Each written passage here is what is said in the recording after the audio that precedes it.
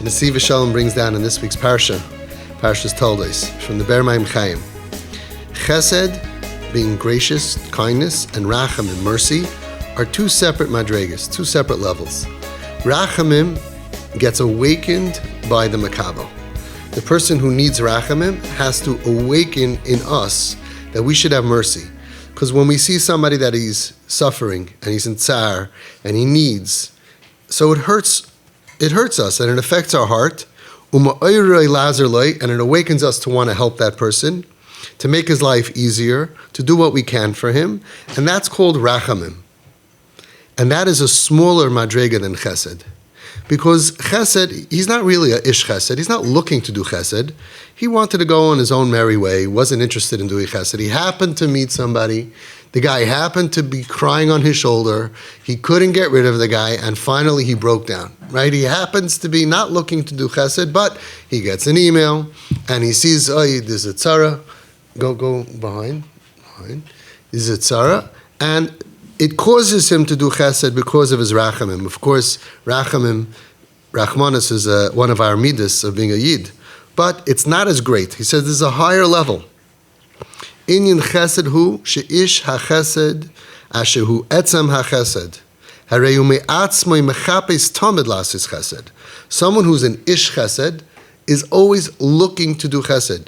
He wants to do chesed. His eyes are open. He's not walking down and saying, oh, let me avoid that guy, let me avoid this guy. I hope nobody bothers me. I'm busy with my life. He's looking to do chesed as if he needs it. Wherever he is, wherever he is, he says, what can I do to help out? He wants to do chesed. It's something on his heart. Before somebody was ma'ir rachamim, that awakens rachamim, he wants to do chesed. I'm here in group. We have over here, somebody always gives me a tea. He's a ish chesed. There are people in group who come. I'm not trying to do this as make anybody feel guilty, but I see some people come, they say, okay, so do we need cups? Do we need drinks? Baruch Hashem, we don't need anything. But they're ish chesed. Wherever they go, what can I do to help people? Any place that he finds himself, mevakesh, he's asking, lases chesed umechapes tamid as elu as kukum lechesed kadei lehetiv lehem. He's always looking for someone who needs chesed in order to be mative to them. Chazal say Avram Avinu was oimid beproshes terachim. He went to look. He didn't wait for someone to knock on his door. Oh gosh, who is that? I'm busy doing what I'm doing, whether it's wasting time or even if it's learning. Avram Avinu was talking to Hashem, and he gave that up. He's looking, I need to do chesed. I need to do chesed. He went to the Prashas Drachim, to the crossroads, looking for Archim. What kind of guests we're talking about? We're talking about Yishmaelim, Goyim, Arabs. I need to go and help people and to be Goyim chesed on them. Shemadrega zu, he be bechinas gavoyim me al gavoyim mi madregas rachamim. This is much higher than just rachamim. This is the same path that Hashem created the teva. That a woman, after she gives birth, she is set up in her body to feed the child. And if the child is not there, or the child ate from a bottle, it causes her pain. She has pain because she needs to give chesed. She needs to give. She needs to be mashpia good on her child. V'kach ish chesed. So too is a ish chesed. Kasha eni yochel lahoitzi l'poil ulashpia chazdei lacherim. When he can't do chesed, when he can't bring out something b'poil, and to be mashpia, to be influencing chesed on other people, yesh lo yisurim. Yesh lo yisurim mikach. He has yisurim from this. V'hareyu roidif umechapes b'ma yochel hu ligmal chesed. And he runs after the world, and he says, what can I do? V'zu hoysa madregas hachesed shel Avram Avinu. And that was the madrega of chesed of Avram Avinu. So what we're learning over here is that there's two madregas. The madrega of rachamim, that somebody meets somebody and he's crying on your shoulder and he starts to melt away all of your walls, and then you do chesed with him because you have a broken heart. But the high madrega that we're looking for, to be like Avram Avinu, is to be an ish chesed, to be the man, to care about other people and say, I am here to help the world. I am here to help other people, and to look for ways to help other people. So we have over here 2 guests that came tonight, which I told them to come into group because they called me this week. I get a lot of calls. Very few of them are saying, we want to help. We have the ability and we want to help. We want to help Klal Yisrael. We want to help other people. I was blown away. I said, you know what? We were talking. I said, you know what? Come to group. You'll hear the needs that we have, and maybe they're going to be able to figure out a way to help us. An ish chesed is bothered when he doesn't do chesed. It says that Avram Avinu was ba bayomim, because it says that a day that you don't do chesed, le'nechshav liyoim. It's like you're missing a day. Avram Avinu was ba bayomim. That means that every single day he did chesed. And when a day was passing and he realized there was nobody to do chesed, he panicked. He panicked and he went ahead and he said, what am I going to do? I got to find somebody to do chesed. I got to find. He joined Shomrim, he joined Chaverim, he joined Shmirah, he joined Chatzala, he joined Mitzvah Man. So many organizations that we have of people, and they like and they enjoy just doing a chesed for somebody else. Now we have over here in our group a lot of times that we're stuck doing chesed with our children, our kids, with their friends. A lot of people, all of a sudden, you say, what do I need this for? I used to have a quiet, nice, normal house. My Friday nights went exactly like it's supposed to. And all of a sudden now, I have a kid, and he has friends, boys, girls, whatever it is, all a bunch of kips. And now my Shabbos table looks like a circus. But you have to look at it differently. What did Avram Avinu do? You have a chance to do chesed. You have a chance to open your eyes and your hearts and find so many tzebrachana people who are just out there. And you know what? We could save them. It's not just, you look at the 60-year-old, 70-year-old tzebrachana homeless people, that's where all these kids are going. But if we do our job, they're not going to be like that. We're going to get nachas. Just this week, I got a phone call from a parent that told me, you remember 7 years ago when I came to you with my son? Guess where I was tonight? And he sent me a picture of his son's friend, who was a drug addict, mechalel everything, out of control, thrown out of his house, on the street, and they, because they were being mekar of their son, so they were mekar of his son's friend, as I taught you need to do that, and now tonight is his chasana, and they're there like watching him walk down the chuppah kadas Moshe v'Yisrael, and then they sent me a video the next night of their son, who was nearly dead, and who was machal everything, and he was really messed up, and he did heavy drugs, and he was suicidal, and all of that. And his son today, their son is Shemet Torah Mitzvahs, speaking at the Sheva Brachas of his buddy, who was his buddy in crime, and now his buddy who's married to a frum girl, Kashrus, Shabbos, Taras HaMishpacha. And she said, could you believe that these 2 guys are still alive? And they're not just alive, you have to hear the speech. The whole speech was about Emunah and bitachon in Hashem. The whole speech. We have 2 seats right here for you. The whole speech was about Emunah and bitachon in Hashem, and how everything is good. And this guy was telling his friend, who they were both almost dead together. They went very high in Manhattan, and they found between 2 high-rise buildings that were near each other, a piece of wood that went between one window and another, and they walked across, drugged up, that if something would have happened, certain death. And he's telling his friend, everything that we went through is all l'taiva. All the pain that we went through, all the abuse that caused us to end up doing drugs and being almost dead, and they went through a lot of pain. All l'taiva. It all brought us to this point to appreciate everything and to be happy and to serve Hashem. I mean, he was saying psukim. He was saying, it was such a deep, why? Because the parents were ish chesed. Ish and isha chesed. That's what we are. And sometimes we don't want it, but we have to look at it. We are here to do chesed in the world. What do people need? Recently there was an article that came out, and I have the details written down. It'll be in my book. But the point was that this guy came to Auschwitz, or one of the camps, I think it was Auschwitz, and the kids were lined up to get food. And he saw a kid, and he didn't know, I don't remember exactly what happened, but he decided to give the kid a hug. He couldn't speak the same language, didn't know what the kid wanted, he was crying, whatever. And this soldier went ahead and he hugged the child. And what happened? A line formed from all the children.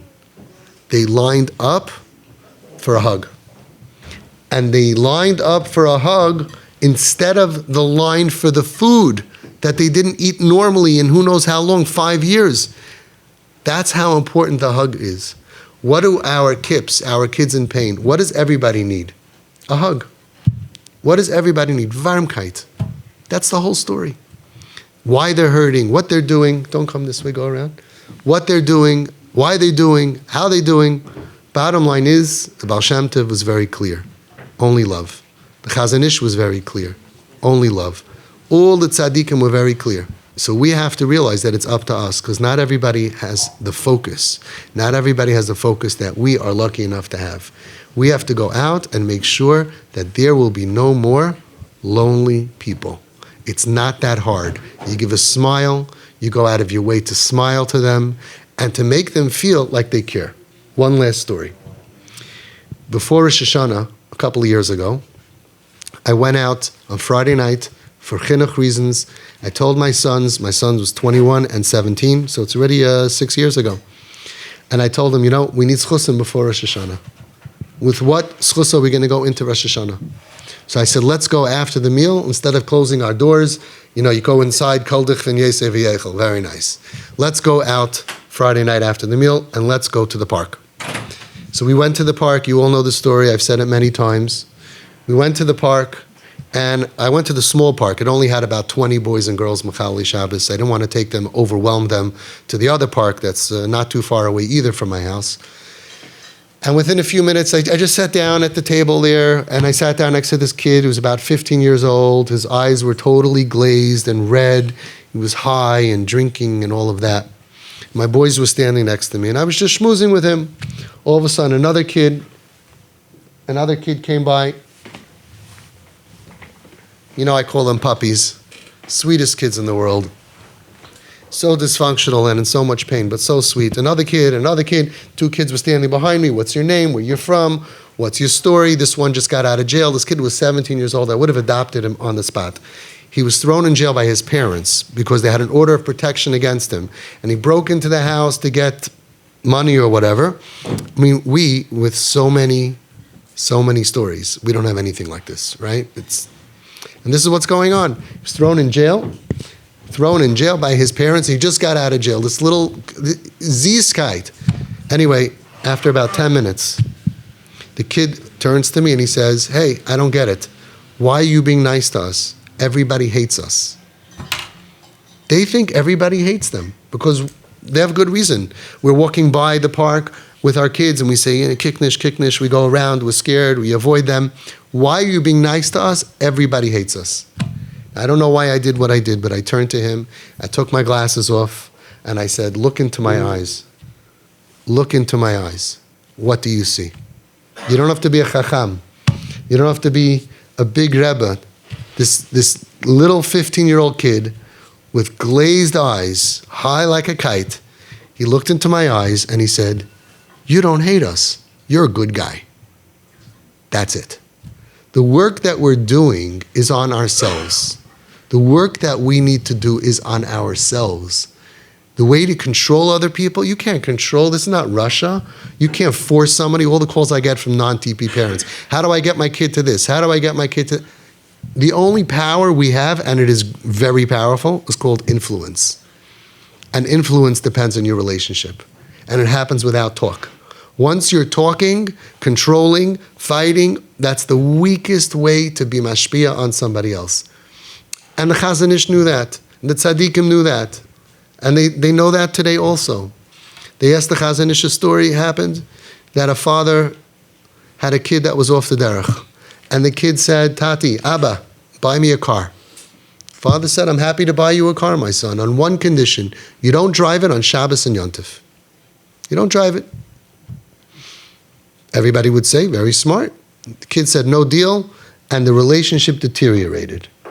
After all, if you ask any Rav, this is a good way if you want to check if somebody understands the sugya or not, go to anybody and say, what would you say? Everybody would say, how could you give a car to somebody who says, I will use your car, I will use your money, I will use your shefa to drive b'michal Shabbos b'frahesia. How could you give it to him? Everybody would say that, right? Kishehagia el Rabbeinu, when it reached the Chazon Ish was meyayetz, he advised the parents, kedai, to buy the car for the child, l'loi shum tanai, without any condition. Why? Kedei shetiskadel hashpa'aso yolav, in order that your influence should grow in the future. So buy him the car. He's driving on Shabbos with the money you paid for the car. Why? Because you have more influence, because you're the giver. So the question is, but what's the use of having influence if you're not letting me control him? The answer is influence doesn't need control. Influence happens automatically. When you are your child's best friend, when they know that when I'm in trouble, I call daddy and mommy, and we will come get you without questions. Why are you so stupid? How come you this? What'd you this? We are always here for you. You become the stability. You're the legs holding up the table. Over time, you automatically have more influence in their brain than any musar shmooze that you can say, than any threatening that you could do. I got a call this week. I get so many calls. This wonderful family. You could tell, sweet, wonderful, in so much pain. We just have one question. Our kid now, he was Chassidish boy, he put on a necklace. Should we tell him, you cannot come into our house if you wear a necklace? Very simple question. And look at it from their perspective. They really don't know. They really have no idea because they don't know what their goal is. If you don't know what your goal is, how are you going to get there? If you want to drive to California and you don't know if it's east or west, every block is hell. You're going to be fighting with your husband and wife every block. Make a right, make a left. And this is what's happening. Don't do it. We have to show him. He says, my friends and my family tells me there has to be a kav adoim. Has to be a red line. Can't let him do whatever you want. I said, is that going to make him better? I said, let's say you gain the battle. And he never comes to your house wearing a necklace, but he wears one outside. Did you accomplish anything? Is he going to go ahead and say, you know, I lost the relationship with my parents. They're not proud of me. That's why I'm going to stop behaving this way. Everybody is programmed to think that that's what happens. We know that that doesn't happen. It's not a reality. Nobody ever changed because they saw somebody frowning at them. Not when they went to the Lubavitcher Rebbe, not when they went to the Satmar Rebbe, not when they went to any Gadol in the world. If they feel rejection, done. Why? Why don't the Gedolim reject us? You go to Reb Chaim Kanievsky, you should say, Shmutz, Tuma, get out of here. And we're going to say, oh, I'm so bad, I'm going to become better. Doesn't work. They always smile at us. They always makar of us. They always show us that we have value. We make mistakes. Everybody makes mistakes. You make bigger mistakes. So what? Nobody's judging mistakes. You want to bring them in through kiruv levavos. That changes the whole mindset of a person. Like we had again this week in group, where another one of our kids who were sworn atheists are no longer an atheist. Happens every week in group. What changed? Which rabbi did you send them to? Not necessary. The power of influence is everything that we have. So going back to this beautiful vart from Nesiv Shalom, not a vart, it's a lifestyle. We are ish chesed. We're looking to be meitav. You're driving home, you're going out at night, you're walking Friday night. Look around, you have diamonds out there that to you, we're like Moshe Rabbeinu to them. They look at us like old, mature people. We're Klal Yisrael, right? We're important to them. Go over and say, Shalom Aleichem, what's your name? And if you have no judgment inside of you, you'll see that they know that. Kamayim hapanim lepanim, kein leva adam la'adam. They know if we're judging them or not. We have to remove judgment that we think we're better, which I'm not sure why we think that, but it's not true. We have to remove that from us and use everything we have to save as many souls as we can. And ultimately, we're the ones who are going to be Baba Yomim. We're the ones who are going to be benefiting from it. B'zeu baba.